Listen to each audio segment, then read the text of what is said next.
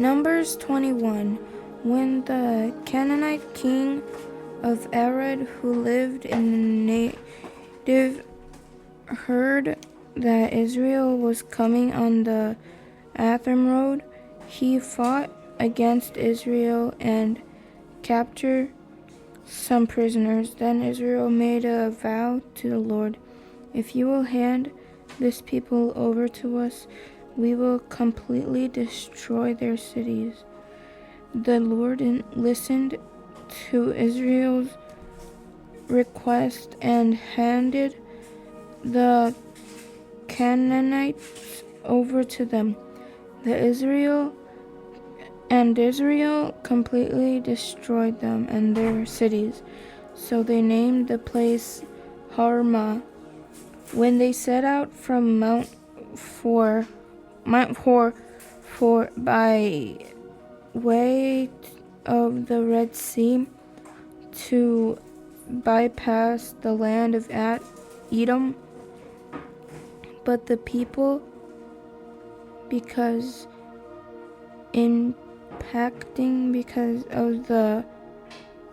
impatient because of the journey. The people spoke against God and Moses. "Why have you led us up from Egypt to die in the wilderness?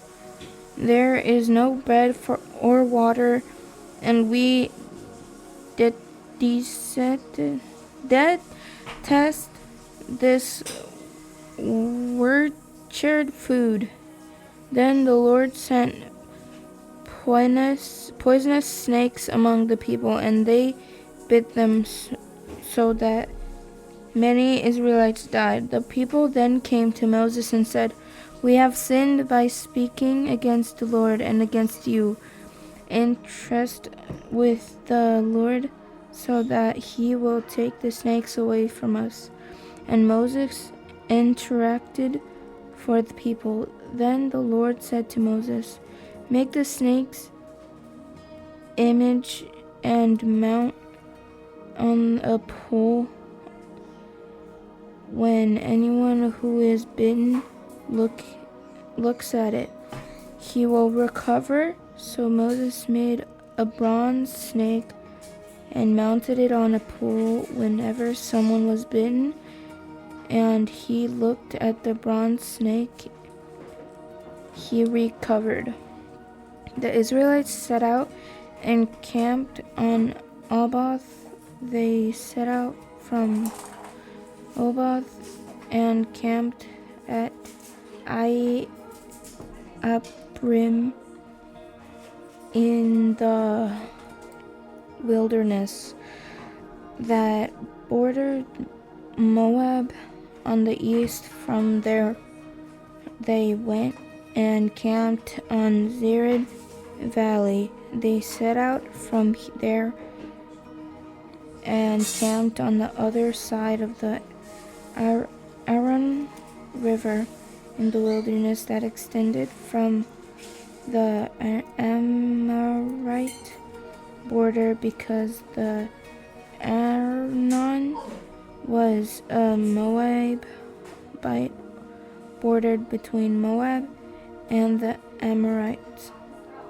Therefore, it is started in the book of the Lord's war. Wahab in Sophah and the Ravanites of the Arnon, even the slops of the ravens that extend to the site of Ar and lie along their border of Moab. From there they went to Bear the wall. The Lord told Moses about, "Gather the people so I may give them water." Then Israel sang a song, "Spring up wells, sing it too." The princes bug the wall, and noble of the people howled it out. with the scepter and with their staffs. They went from the wilderness to Mathna, and from Matna to Nahale, from Nahale to Bamoth, from Bamoth to the valley in the territory of Moab near the Pisgah highland that overlook the westland. Israel sent messengers to say to the king Sihon of the Ammonites, "Let us travel through your land. We won't go into the fields or vineyard. We won't drink any well water. We will travel the king's highway until we have traveled through your territory." But Sihon would not let the Israelites travel through his territory. Instead, he gathered his whole army and went out to confront Israel in the wilderness. When he came to Jahaz, he fought against Israel. Israel struck him with the sword and took possession of his land from the Arnon to the Jabbok, but only up to the Ammonite border because it was forfeited. Israel took all the cities and lived in all these Ammonite cities, including Heshbon and all the surrounding villages. Heshbon was the city of King Sihon of the Amorites, who had fought against the former king of Moab and had taken control of all his land as far as the Arnon. Therefore the post said, "Come to Heshbon, let it be rebuilt. Let the city of Sihon be restored." For fire came out of Heshbon, a flame from the city of Sihon. It consumed Ar of Moab, the citizens of Arnon's heights. Woe to you, Moab!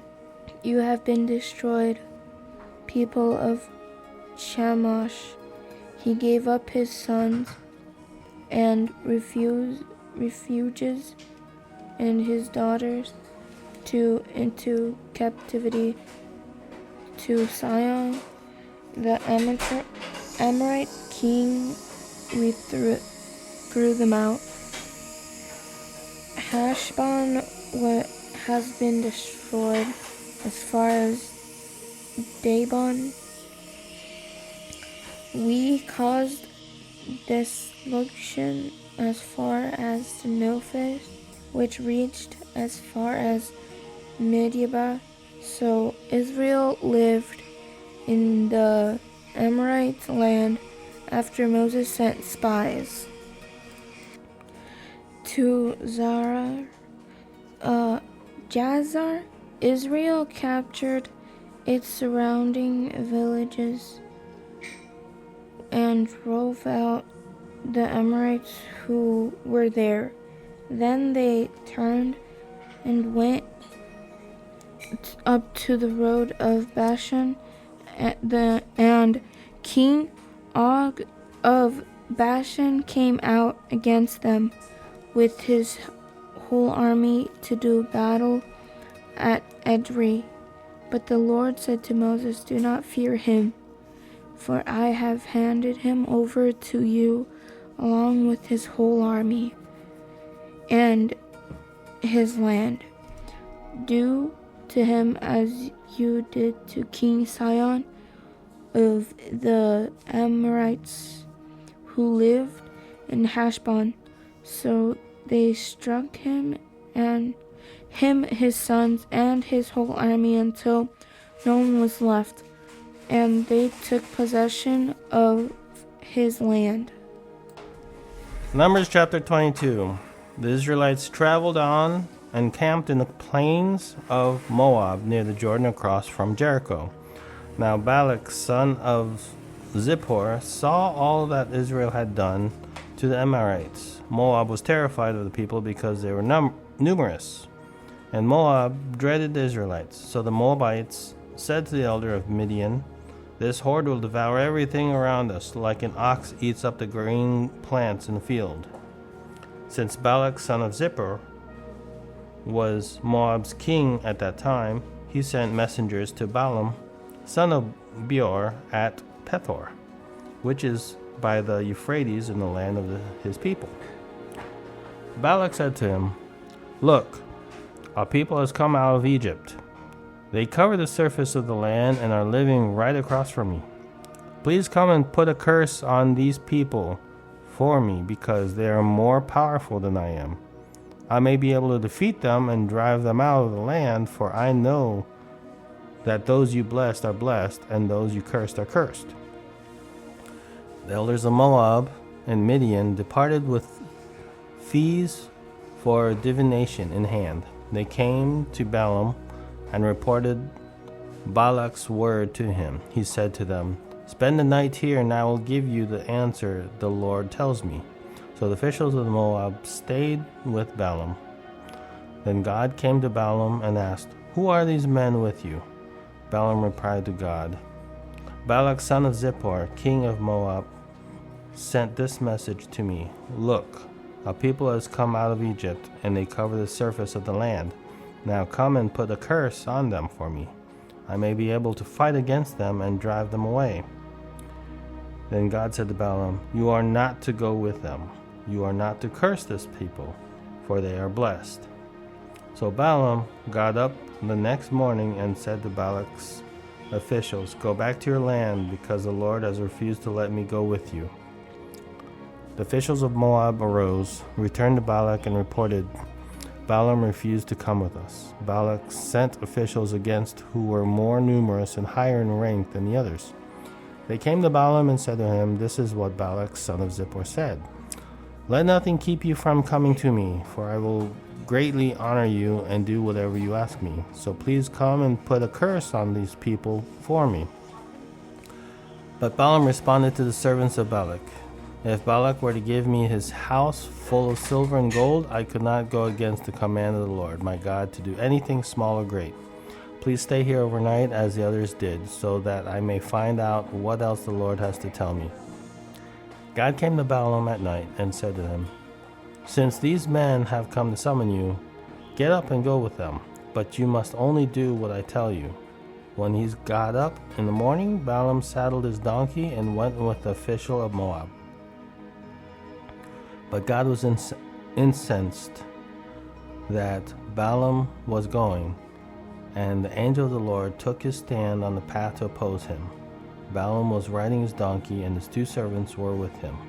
When the donkey saw the angel of the Lord standing on the path with a drawn sword in his hand, she turned off the path and went into the field. So Balaam hit her to return her to the path.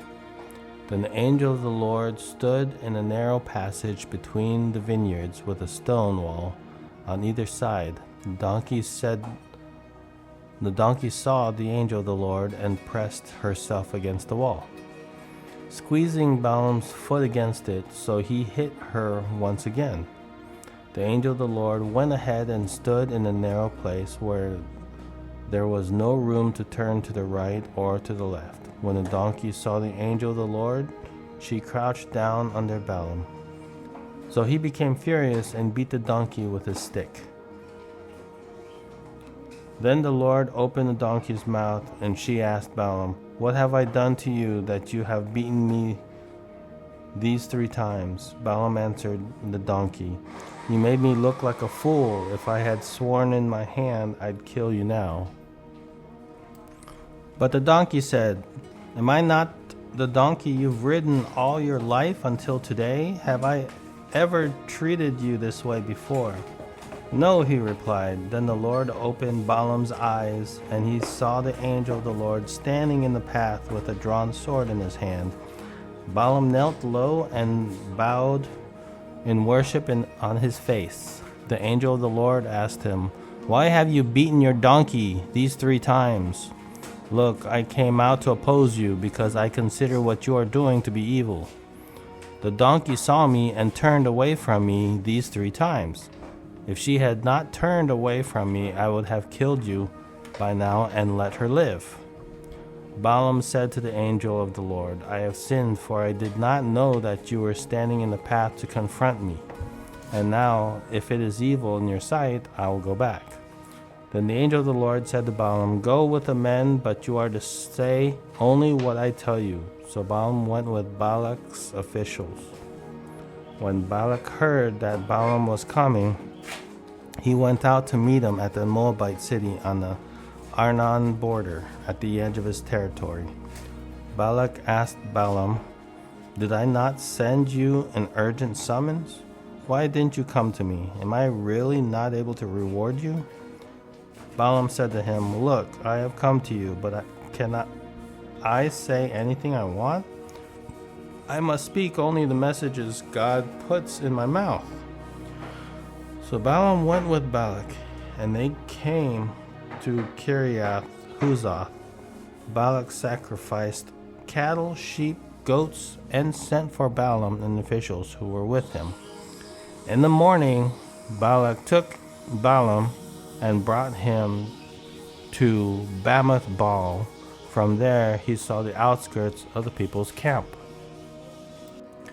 Numbers 23.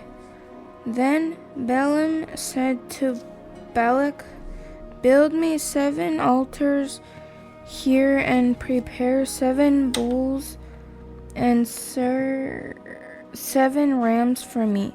So Balak did as Balaam directed, and they offered a bull and ram on each altar. Balaam said to Balak, "Stay here by your burnt offering while I'm gone. Maybe the Lord will meet with me. I will tell you whatever he reveals to me." So he went to barren hills. God met with him, and Balaam said to him, "I have arranged 7 altars and offered a bull and a ram out on each altar." Then the Lord put a message in Balaam's mouth and said, "Return to Balak and say what I tell you." So he returns to Balak, who was standing there by the burnt offering with all the officials of Moab. Balaam proclaimed his poem. "Balak brought me from Aram, the king of Moab, from the eastern mountains. Come, put a curse on Jacob for me.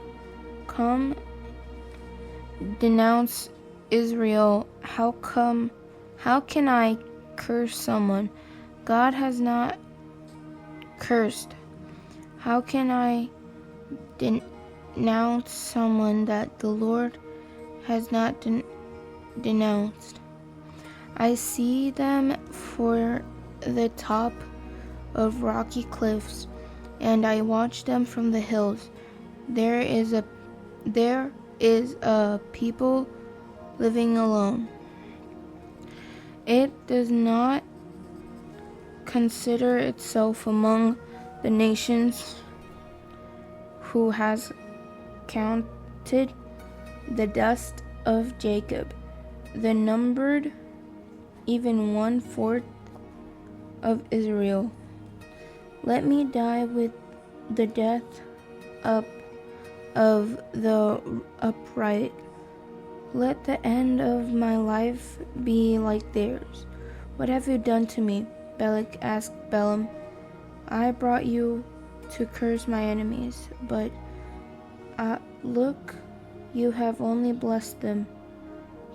He answered, "Shouldn't I say exactly what the Lord put in my mouth?" Then Balak said to him, "Please come with me to another place where you can see them. You will only see the outskirts of their camp. You won't see all of them. From there, put a curse on them for me." So Balak told him to look out field on the top of Pashga, build 7 altars, and offered a bull and a ram on each altar. Balaam said to Balak, "Stay here by your burnt offering while I seek the Lord over there." The Lord met with Balaam and put a message in his tongue. Then he said, "Return to Balak and say what I tell you." So he returns to Balak, who was standing there by his burnt offering with the officials of Moab. Balak asked him, "What did the Lord say?" Balaam proclaimed his poem. Balak, get up and listen. Son of Zippor, pay attention to what I say. God is not a man that he might lie, or a son of man that he might change his mind. Does he seek and not act? Does he speak and not act, or promise and not fulfill? I have indeed received a command to bless. Since he has blessed, I cannot change it. He considers no disaster for Jacob. He sees no trouble for Israel. The Lord their God is with them, and there is rejoicing over the king among them. God brought them out of Egypt. He is like the horns of the wild ox for them. There is no magic curse against Jacob, and no divination against Israel. It will now be said about Jacob and Israel, what great things God has done. A people rise up like a lioness. They rouse themselves like a lion. They will not lie down until they devour the prey and drink the blood of the slain.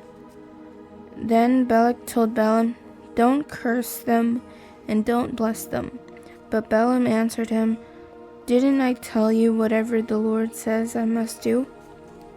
Again Balak said to Balaam, "Please come. I will take you to another place. Maybe it will be agreeable to God that you can put a curse on them for me there." So Balak took Balaam on the top of Pero, which overlooked the wasteland. Balaam told Balak, "Build me 7 altars here and prepare 7 bulls and 7 rams for me." So Balak did as Balaam said and offered a bull and ram to the altar. Numbers 24. Since Balaam saw that it pleased the Lord to bless Israel, he did not go to seek alms as one previous occasion, but turned towards the wilderness. When Balaam looked up and saw Israel encamped, tribe by tribe, the Spirit of God came on him, and he proclaimed his poem, the oracle of Balaam, son of Beor, the oracle of the man whose eyes were open, the oracle of one who hears the sayings of God, who sees a vision from the Almighty, who falls into a trance with his eyes uncovered. How beautiful are your tents, Jacob, your dwellings, Israel. They stretch out like river valleys, like garden beside a stream, like aloes the Lord has planted, like cedars beside the water. Water will flow from the buckets, and his seed will be by abundant water. His king will be greater than Agag, and his kingdom will be exalted. God brought him out of the Egypt. He is like the horns of a wild ox for them. He will feed on enemy nations and gnaw their bones. He will strike them with his arrows. He crushes. He lies down like a lion or a lioness who dares to rouge him. Those who bless you will be blessed, and those who curse you will be cursed. Then Balak became furious with Balaam. He struck his hands together and said to him, I summoned you to put a curse on my enemies, but instead you have blessed them these 3 times. Now go to your home. I said I would reward you richly, but look, the Lord has denied your reward. Balaam answered Balak, didn't I previously tell the messenger you sent me, if Balak were to give me his house full of silver and gold, I could not go against the Lord's command to do anything good or bad of my own will? I will say whatever the Lord says. Now, I am going back to my people, but first let me warn you that what these people will do to your people in the future. Then he proclaimed his poem, the oracle of Balaam, son of Beor. The oracle of a man whose eyes were open. The oracle of one who hears the sayings of God and has a knowledge from the Most High, who sees a vision from the Almighty, who falls into a trance with his eyes uncovered. I see him, but not now. I perceive him, but not near. A star will come from Jacob, and a specter will arise from Israel. He will smash the forehead of Moab and strike down all the Shittites. Edom will become a possession. Seir will become a possession of its enemy, but Israel will be triumph. One who comes from Jacob will rule. He will destroy the city's survivors. The Balaam saw Amalek and proclaimed his poem. Amalek was first amongst the nations, but his future is destruction. Next, he saw the Canaanites and proclaimed his poem. Your dwelling place is enduring. Your nest is set in the rifts. Cain will be destroyed when Azur takes you captive.